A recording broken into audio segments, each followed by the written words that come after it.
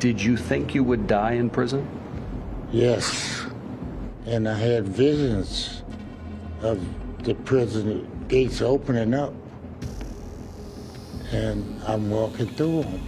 This is Vincent Simmons. He's been wrongly imprisoned for 44 years. Bringing you the story today of a man who has spent decades in prison for a crime he says he did not commit.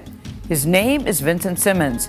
Back in 1977, he was convicted of attempted aggravated rape. He raped 2 of us, and he put us in a trunk to die.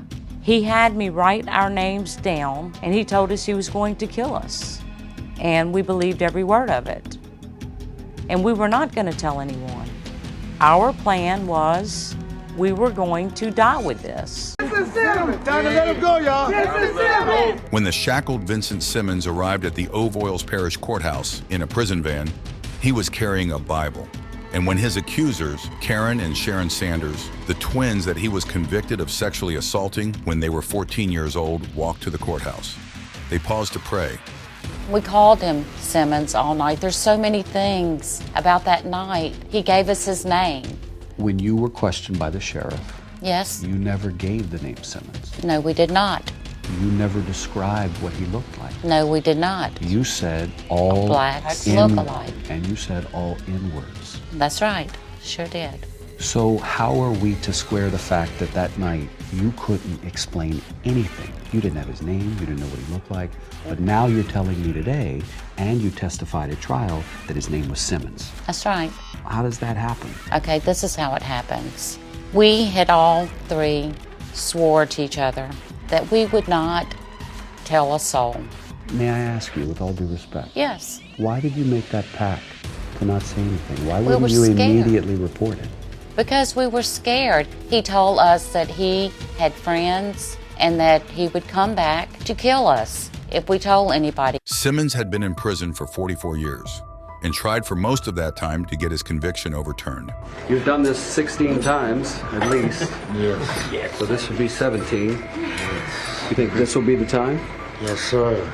Simmons was about to face a judge who had recently examined information that was available in 1977, but it was not presented at his trial. That was information that he and his attorneys believed may have changed his conviction for attempted aggravated rape. One of the attorneys, who was Vincent's defense attorney at the time of trial, says they never knew that the coroner said you were a virgin, that the coroner said there was no evidence of sexual assault found on either one of you. Okay, well, They didn't know that. Well, it's 2 weeks later, and it's still not important. The fact is, he still attempted, and he wasn't successful, so he still raped me, and he did rape her. So how do you react, though, when the report essentially says I there don't was care, no because evidence of sexual assault? Because it doesn't matter. There was. Because we know. By now, I think if we were lying, we would have given up. But I'm not giving up. It took less than an hour for Judge Billy Bennett to say that there had been a lapse in Louisiana justice in 1977. You free, brother. You were free. Free, dog. Free. Done. And that Vincent Simmons deserves a new trial. There's no physical evidence that connects him to that crime. There's no blood, there's no semen, there's no hairs, there's nothing. Listen, Vincent served 44 years here at Louisiana State Penitentiary, but he was supposed to serve 100. That was the sentence. For the last 30 or so years, he kept trying to tell judges, I didn't get a fair trial, and here's the information, and they just dismissed him left and right. Get out of here, get out of here. But yesterday, there was a judge who said to him, I believe that you did not get a fair trial. In fact, that judge's daddy, nearly 30 years ago, dismissed Vincent's attempt. But this judge said, your rights were denied, they were violated, and you get a fair trial. And that is when the shackles came off of his feet. The district attorney said he will not retry Simmons. I'm so happy to see you. His accusers, Sharon and Karen Sanders, now 59 years old, decided to stand down. He went in guilty. He's guilty now. And guess what? He will die guilty. You ready? So I'm happy. Yeah. I got 44 years. All right. Let's go. What was that moment like for you when you realized that what the judge said meant Wow. you were a free man? Yeah. It dawned on me. This is it. You know? Man, we've been waiting all these years for this. You'll turn 70 on Thursday. On Thursday. Did you think you would die in prison? Yes. And I had visions of the prison gates opening up. And I'm walking through them. Are you mad at anyone? No, I'm not mad. So you're not mad at the women? No. I'm not mad at them. I mean that. When I told them I forgive them, that's what I mean. Forgiveness. But before he could be free, a remarkable thing happened. Louisiana prison officials required that the shackles go back on, so he could go back to prison to be processed. I'm just telling you, he's a free man. His lawyer pushed back. You can't be in jail tonight like that. That's not like that would not be a good thing. The victory! He would load up again and travel another 2 hours back to Louisiana State Penitentiary, the largest maximum security prison in the nation, where at sunset, Vincent Simmons walked out of the place he has been held in since he was 25 years old. Hey, man, I want to...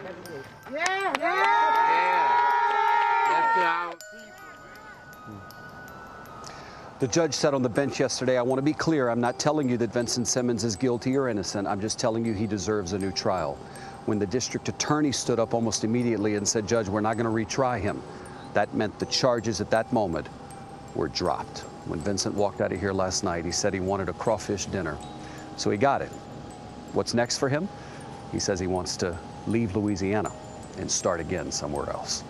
As Simmons tries to adapt to a free world he left nearly half a century ago, his legal team just set up a GoFundMe page for Simmons.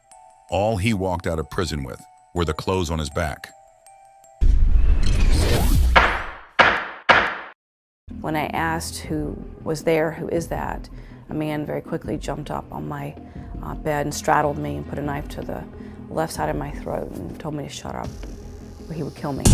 Under the sign that says love, our best friends, Ronald Cotton and Jennifer Thompson. There's no way to explain it. It's just, I mean, our relationship was very organic in this very strange way. Strange way and powerful. Their story begins in 1984 when Jennifer was a college student in North Carolina. It was July of 1984. I was a student at Elon College. As I was sleeping, a man jumped up on my bed and I knew that he was going to rape me, and I felt pretty confident he was going to kill me. For about 20 minutes, Jennifer was raped. I did. I made two decisions that night. One is I wasn't going to die, not there, not like that, and that if I lived, I was going to pay attention to every detail about his face and remember everything that I could in those moments where I could look at his face and remember all the details about the face. I would burn it into my mind. Jennifer eventually escaped and made her way to the police, where she used that image burned in her mind for an artist to create this sketch. Soon, police had a suspect and showed Jennifer a bunch of photos. And as I'm looking over the photographs, and for me there was 6, I was able to discount 4, came down to 2, and I picked up one that I said, this is the man. And they said, are you sure? I'm positive. And they showed the back of it, and they looked at me and said, good job. That's who we thought I was. And that was incredibly powerful for me because I wanted to do a good job. I wanted to help pull this person off the street. A few days later, police put Jennifer through an in-person suspect lineup. And again, I was given the instructions, don't feel compelled to choose anyone. Suspect may or may not be in there. But I picked number 5. We were on a piece of paper, and the officer said, that's who you picked out in the photograph. And again, that was very confirming for me that I had gotten it right, that I was a good victim. So how confident were you? Oh, I was 100%. Absolutely positive that I had gotten the right guy. That guy she said she was 100% sure about, number 5, was Ronald Cotton. One day they come and get me and take me to the Burleson Police Department for a physical lineup, and they put those charges on me. I'm sitting in my cell thinking, what did I do to deserve something like this? Ronald went to trial. Jennifer again identified him in court. It took a jury 4 hours to convict him, and a judge sentenced him to life. I was just overwhelmed with relief. I mean, this man was going to be taken off the streets, and he would never, ever hurt another woman again. 11 years went by. Cotton maintained his innocence. In 1995, Jennifer was asked to give a DNA sample. So I gave him the blood, And off it went to the lab, and I did not think about it until June of 1995, when they came back and looked at me and said, Ronald Cotton never raped you. It was a man by the name of Bobby Poole. And what went through your head when they told you that?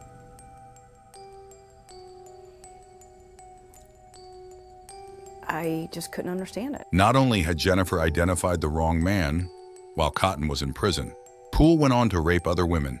I just really began to suffocate and was just paralyzed.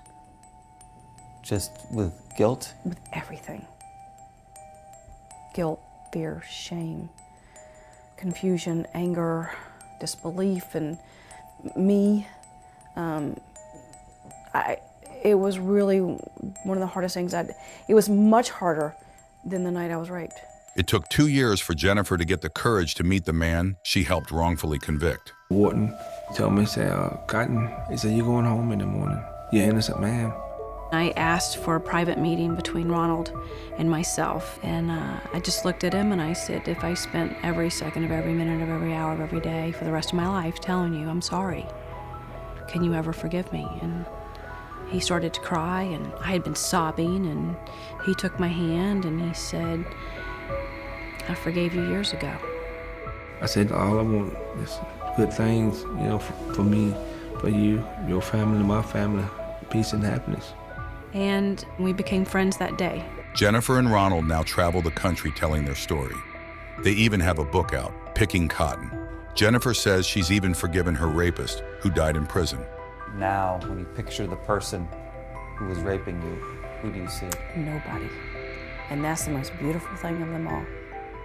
It just isn't there. Jennifer's message is one of love and forgiveness, but also the flaws in the criminal justice system, including eyewitness identifications, which cause about 34 of all wrongful convictions proven through DNA. When we are doing it wrong, we are really failing everybody. We're failing our community because there's no trust. We're failing the defendant and the defendant's family. We're failing the victim and the victim's family. And so it doesn't make any sense why we don't want to use the best practices that we know. It doesn't make any sense at all. Jennifer believes she would not have identified the wrong person if police had used a double-blind lineup. That's when the officer conducting the search does not know who the suspect is or which photo the witness is even looking at.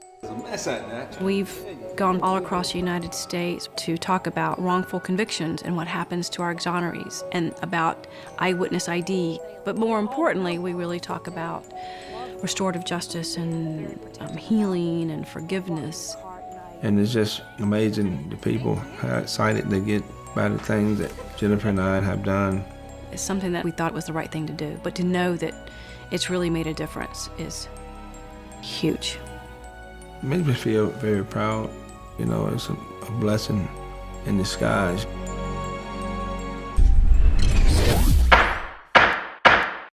Just to be clear, you didn't kill Dana Filer.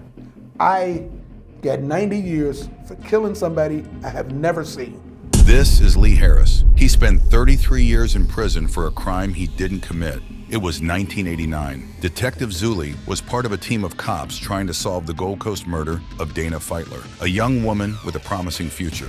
Dana Filer was accosted in her hallway at 1446 North Dearborn. It was what's known as a heater case. There was a murderer lurking amongst the mansions in one of Chicago's toniest neighborhoods. It was very scary. A Chicago detective by the name of Richard Zuli was on the case. The early theory, 3 African-American men grabbed Dana Filer and forced her to take money out of 2 ATMs before shooting her in a dark alley. As pressure built to solve the murder, cops turned to a friendly informant, his name, Lee Harris. Then he said, listen, if you can help us, it's worth $20,000. That's 20 grand? Yeah, he said, and I will make sure you get it. Again, I'm talking to my friends now, so now I have no reason not to believe them.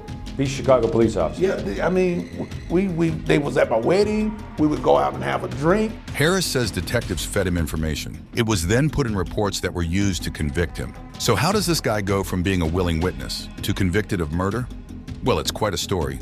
So you get a picture of how much things changed in his statements by looking at the various colors on the map. Statements fed to him by police, says attorney Jennifer Blagg, who represented Harris. I have mapped out Lee's various statements and tried to do the time frames on that, and they're impossible. It's absolutely impossible to go all the places that Lee is saying he's going within the time frame of like meeting at the bar at midnight and her being murdered at 2 a.m. There were discrepancies in other parts of the investigation and other suspects overlooked. So prosecutors said there is not enough evidence to retry him. And Lee Harris was released from prison after a judge vacated his murder conviction. Lee Harris walked out a free man after 33 years in prison. How does it feel? You said it felt amazing, but other than amazing, how does it feel to be a free man? It's a feeling that any word other than fantastic wouldn't do it justice.